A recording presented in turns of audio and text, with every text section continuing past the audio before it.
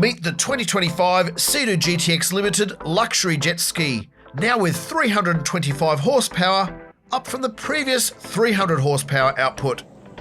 It's also the first Sea-Doo with a touchscreen, now a massive 10.25-inch display, the largest ever fitted to a Sea-Doo. As one of the most expensive models on the market, it comes fully loaded. It's expected to carry into 2026 largely unchanged except for colour and trim changes. In this video, we will go through the prices in Australian and US dollars, cover the key features as well as the pros and cons, tell you what it's like to ride, and do acceleration and top speed tests using our precision V-Box timing equipment. Let's get started.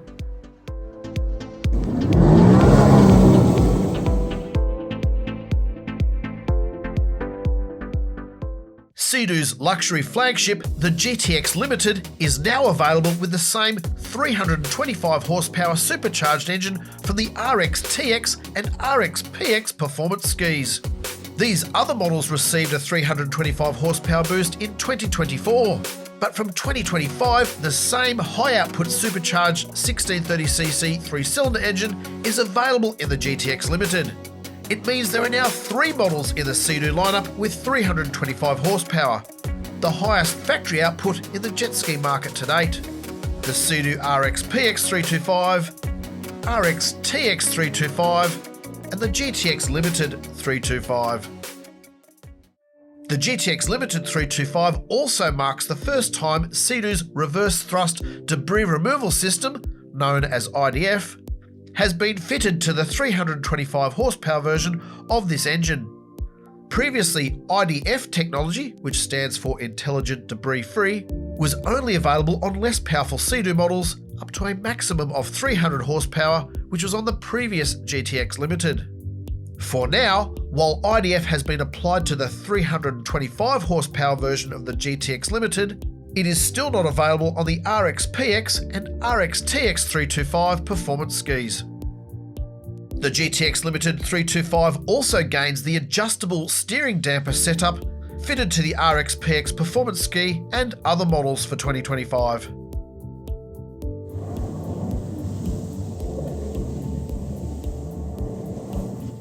Another highlight, the GTX Limited 325 comes with the largest touchscreen in the jet ski world to date. It is the same 10.25-inch touchscreen used on Can-Am off-road buggies and Can-Am Spider 3-wheel motorcycles, which, as with Sea-Doo, are all part of the BRP Powersports group. Sea-Doo has developed a new shroud to house the larger touchscreen, plus there are new fingertip controls on the handlebars. This is designed to give riders the option of touching the screen or using their fingertips to change or view the various modes. It is the first time Sea-Doo has had a touchscreen for its main digital instrument display. As a guide, Yamaha's current generation FX Waverunner series has had a variety of 5-inch and 7-inch touchscreens since 2019. Kawasaki's latest Ultra series has a digital display, but it is not a touchscreen and is controlled via a dial and buttons on the console. While Apple CarPlay is available on this screen in BRP's 3-wheel motorcycle range, Sea-Doo is not expected to get Apple CarPlay on its skis because Apple has, for now, restricted the technology to road-registered vehicles. It's the same reason Apple CarPlay isn't expected on any BRP Can-Am off-road buggies anytime soon. The changes to the 2025 Sea-Doo GTX Limited 325 have driven a price rise of more than $3,000 in Australia and a price rise of more than $2,000 in the US. Here is the price for the 2025 Sea-Doo GTX Limited 325 in Australia. Here is the US pricing. Here are the key technical details in Australia. Here are the details for the US.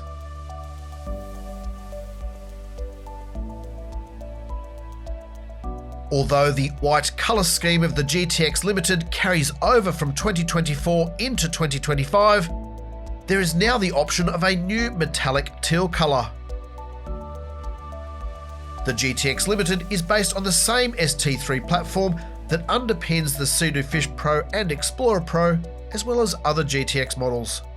This means it has the same easy access front storage compartment as other ST3 base models, where the handlebars and console lid lift up as one. So you're not leaning precariously over the handlebars trying to access the bow storage compartment when you're on the water. It's a genius design, and Sea-Doo remains the only ski on the market to offer this convenience. The only setback is that Sea-Doo has less space in the bow compared to equivalent Yamaha and Kawasaki models, as per the information on the screen now. It's worth noting, the bow can only hold a maximum load of 14 kilograms or 30 pounds, which is enough for a small anchor, a couple of large water bottles, and a couple of beach towels.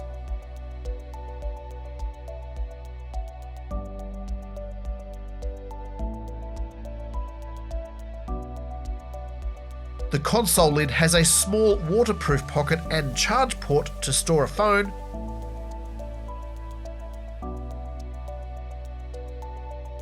However, it can be a bit of a tight squeeze for larger devices in waterproof cases. You also want to make sure you have a short charging cable because the USB port is a snug fit.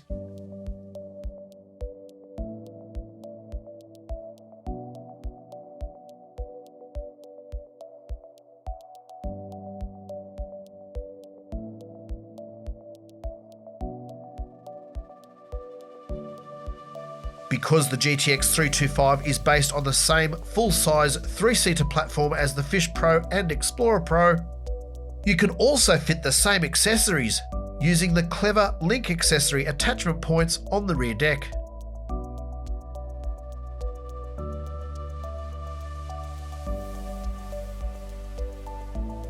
The seat design is narrow, so there is less risk of chafing the inside of your legs while riding, unlike the wide seat and exposed stitching on Yamaha FX models. And the footwells are huge, so there's plenty of room to make sure you don't get your feet stuck if you are about to fall overboard. The rubber mats in the footwells are slippery when wet compared to the better grip offered by the material on Yamaha and Kawasaki skis, so we recommend good footwear or consider replacing the mats.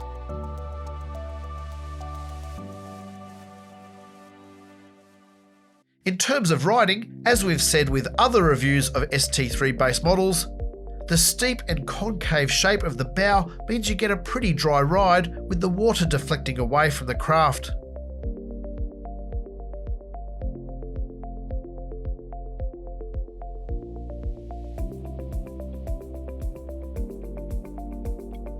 However, the downside of this is that the bow tends to bounce around in choppy conditions. With a full load of fuel, 70 litres or 18.5 US gallons, the bow of the Sea-Doo GTX can track pretty well in rough water. However, when the fuel load gets a bit lighter, say from about 2/3 full, you can feel the bow get pushed around by rough water. It means the craft doesn't go exactly where you want it to in cross chop, as the swell catches the front end and pushes it around. In the Sea-Doo range, we prefer the bow design of the RXP-X performance ski, which has a less aggressive shape that carves through the water much better. We also find the Yamaha FX and Kawasaki Ultra hulls more stable in rough conditions.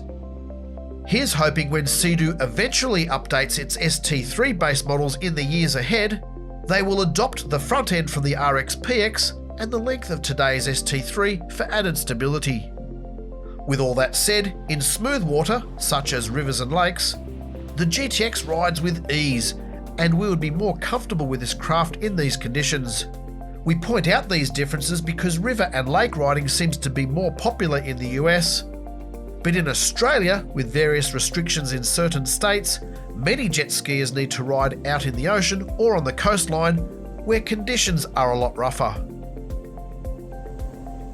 As you might expect, being supercharged, the 325 Limited is thirsty, which is understandable given the performance. Moving this fast through the water requires a certain amount of energy.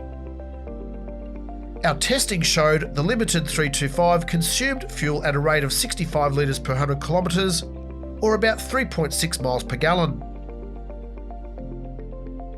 This makes it as thirsty as the supercharged 1.5 litre 4-cylinder Kawasaki Ultra 310 and about 10% thirstier than the supercharged 1.8 litre Yamaha FX SVHO in our testing. The steering damper has 3 settings, but we prefer it in the middle position. The steering damper is designed to make the steering less sensitive so you don't high side in tight turns and get thrown off the ski. As with other ST3 based Sea-Doo models, the handlebars are height adjustable. The new touchscreen works well, and it does work with wet gloves most of the time, but fingertip touch is definitely more responsive.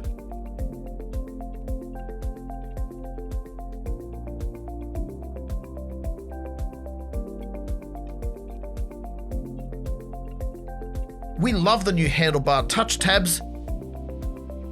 It's easier to adjust trim and/or set cruise control, and they are easier to locate by touch without taking your eyes off the water.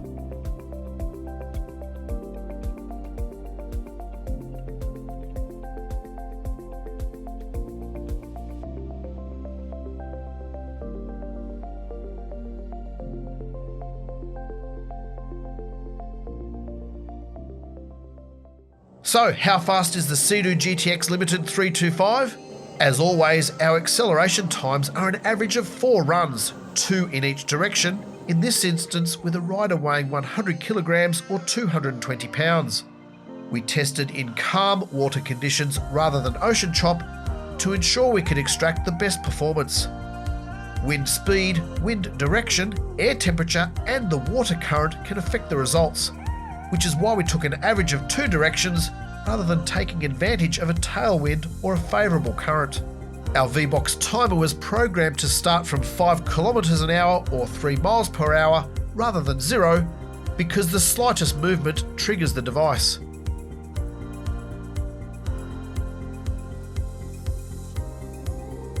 Here are the acceleration times in kilometres an hour.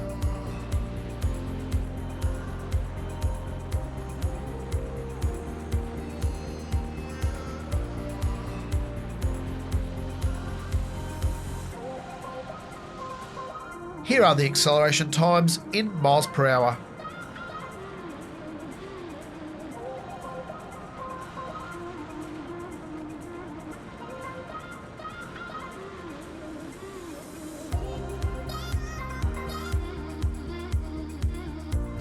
As a comparison, in previous testing, the Sea-Doo RXP-X 325 RS hit 100 kilometers an hour or 62 miles per hour in 4.7 seconds and had a top speed average of 118.5 kilometers an hour or 73.6 miles per hour.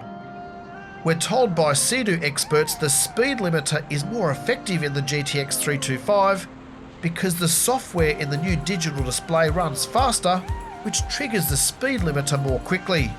This could explain the slightly lower top speed compared to other 325 horsepower Sea-Doo models. Either way, there is no denying this is an incredibly fast machine, especially for a luxury cruiser. However, unlike the RXP-X and RXT-X, the GTX Limited 325 does not have launch control. We did 4 runs in each direction with sport mode engaged and the trim set in the neutral or middle position. This is our default mode when testing, unless a ski has a launch control built in. Out of curiosity, we also did 1 acceleration test with the trim up and another test with the trim down.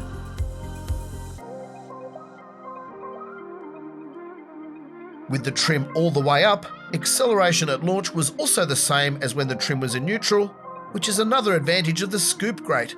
It keeps the jet pump well fed with plenty of water. However, with the trim all the way up, we hit 100 kilometers an hour or 62 miles per hour, 0.2 seconds quicker than the average times we recorded, stopping the clocks in about 4.8 seconds rather than 5.0 seconds, because pointing the nose in the air creates less friction in the water at higher speeds. It's worth noting we started the speed tests with a full 70 litres or 18.5 US gallons of high-octane fuel in the tank. The rider weighed 100 kilograms or 220 pounds. As a guide, when we tested the Kawasaki Ultra 310X, powered by a supercharged 1.5 litre 4-cylinder engine, it hit 100 kilometers an hour or 62 miles per hour in 5.23 seconds, on the way to an average top speed of 107 kilometers an hour or 66.5 miles per hour.